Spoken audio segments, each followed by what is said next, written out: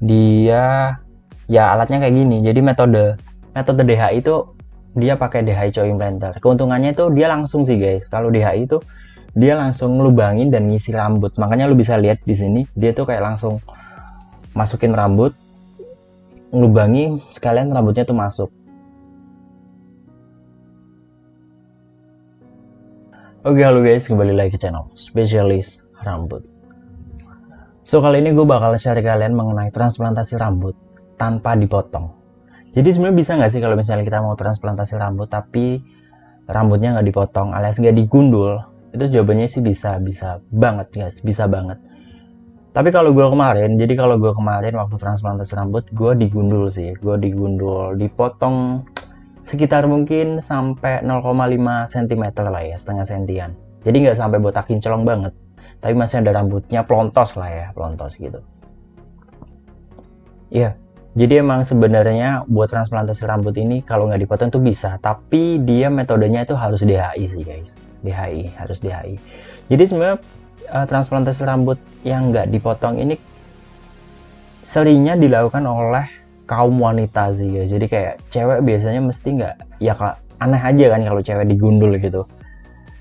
Biasanya cewek-cewek yang transplantasi rambut itu nggak digundul, jadi ya langsung ditanam aja di daerah yang kebotakan gitu. So kita langsung aja tunjukin contoh foto video dari yang udah transplantasi rambut di rumah sakit tempat gue transplantasi, gimana dia transplantasi rambut tanpa dipotong ya, tanpa digundul. Oke, jadi ini video pertama ya guys. Nah, lo bisa lihat dia itu transplant di bagian hairline sih. Jadi bagian-bagian ini dia nggak dipotong sama sekali, dia cuma fokus di bagian hairline tuh. Sininya juga di itu ya, kurang lebih kayak gini lah kalau misalnya lo mau transplantasi rambut tapi nggak dipotong gitu rambutnya. Tapi sebenarnya agak susah juga sih kalau misalnya rambutnya masih sangat tebal kayak dia ini. Kalau makanya bagian-bagian itu nggak ditransplant, dia cuma di bagian hairline. Oke, kita lanjut ke video yang kedua. Nah, kalau video yang kedua ini cewek ya guys. Tuh lo bisa lihat nih. Kalau cewek tuh dia di bagian yang tipis-tipis aja gitu, dia di transplantnya. Tuh. Nah, ini tuh alatnya yang namanya DHI Choy Implanter. Jadi DHI Choy Implanter itu dia ya alatnya kayak gini. Jadi metode DHI itu dia pakai DHI Choy Implanter. Keuntungannya itu dia langsung sih guys. Kalau DHI itu dia langsung ngelubangin dan ngisi rambut. Makanya lu bisa lihat di sini dia tuh kayak langsung masukin rambut, ngelubangi sekalian rambutnya tuh masuk. Nah, kalau FUE dia tuh kayak dilubangi dulu secara manual kayak pakai jarum gitu, baru dia diisi. Jadi kayak 2 kali kerja lah. Kalau DHI itu dia langsung pakai jarum. Tuh. Makanya DHI cenderung hasilnya lebih oke karena dia langsung tuh. Nah, kayak gitulah ya. Nah, jadi kayak gitu sih guys kalau kalian mau transplantasi rambut tanpa dipotong.